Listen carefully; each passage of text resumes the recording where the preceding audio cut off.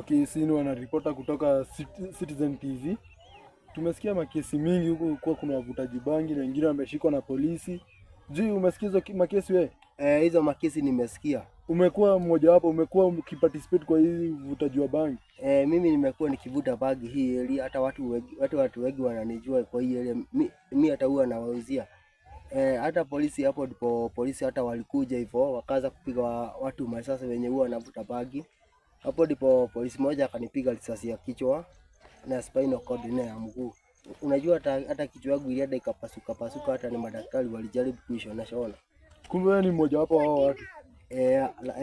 Hata polisi walikuwa wamejaribu kunipiga risasi lakini ikashindikana. Walinipiga risasi tu 3 ya kichwa. Ukaponea kiaje? Hebu tueleze. Sasa mimi wakati nienda kutoka nikienda hiyo side ya town huko chini. Hapo ndipo walinipiga risasi ya kichwa, spinal cord na mguu. Lakini niliweza kusurvive, nashukuru Mungu. Sasa kwa hao machache, hebu tueleze unataka kufanya nini? Ufanye nini serikali?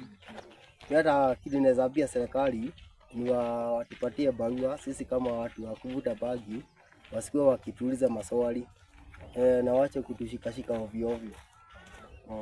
Kwa hiyo sasa ni maoni ya mkaji wa hapa huku kwa Kiongo huku. Sasa mmoja wapo wenye wanavuta bangi amewaambia vile kunakaa. Sasa ni kutokana na mambo yanayojili, serikali sasa ifanye jambo, itende jambo. Na mtu yote nini za free, bangi za free.